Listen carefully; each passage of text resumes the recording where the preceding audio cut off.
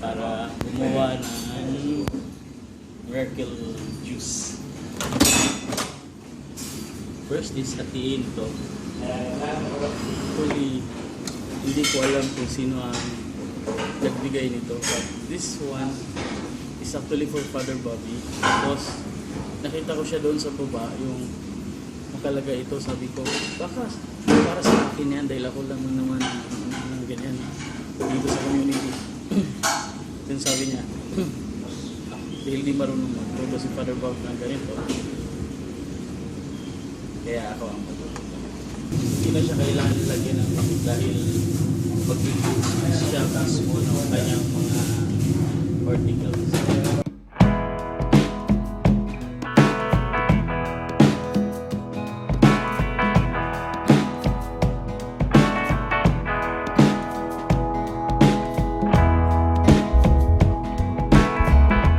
So eventually, ang Calabash ay nagda-darken. But as you can see, unti-unti ding lumalabas ang kanyang juice. Ayan. So, halo lang ng halo. Maganda yung slow fire actually. Gusto ko yung slow fire.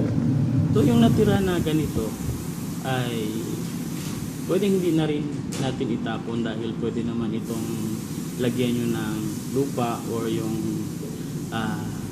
pagsisif natin mamaya doon sa Calabash. Yung mga tira-tira ay pwede nating ilagay dito, then we can start planting seeds on this para magamit din natin siya. And this is earth friendly, environment friendly. Hindi na kayo gagamit pa ng plastic para mapaglagyan, may mapaglagyan na seeds.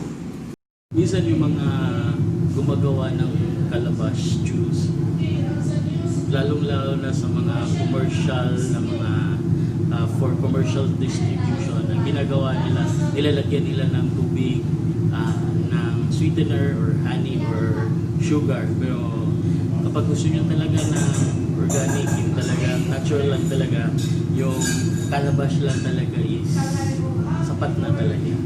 At ito na.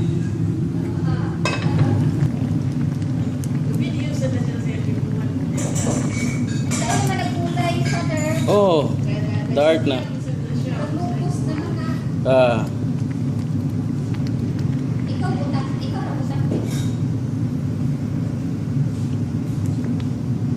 Hello ate. Hi, Father Phil.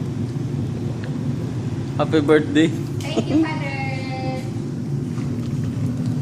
So it's very dark na. Kanina spotless white pa yan. Ngayon it's itim-itim na. But ayan na, may juice na. Ilang minutes na lang yan. So I believe we have enough juice already. Kaya ang gagawin natin ngayon is palalamagin na yan. Then balik tayo mga after 5 minutes para ilagay na siya sa sisidlan.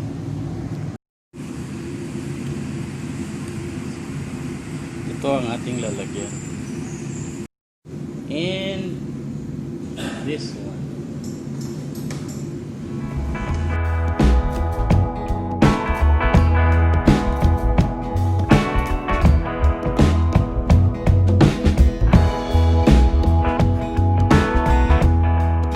And so ito na. Lalagay na natin siya sa lagay.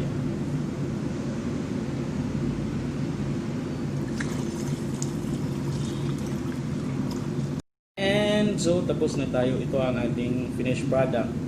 Ang ganda ng ating labeling, guys. Yan. Yan. So, yung natitira ay pwede nating ilagay dito. Because eventually, pwede itong fertilizer. Organic fertilizer to. So, ginagawang seedlings dito. And yan na yan. Yung iba. Yung iba.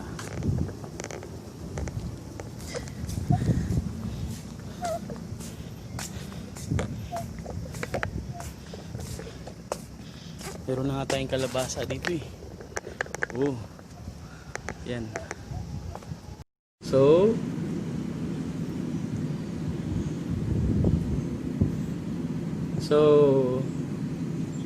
cheers.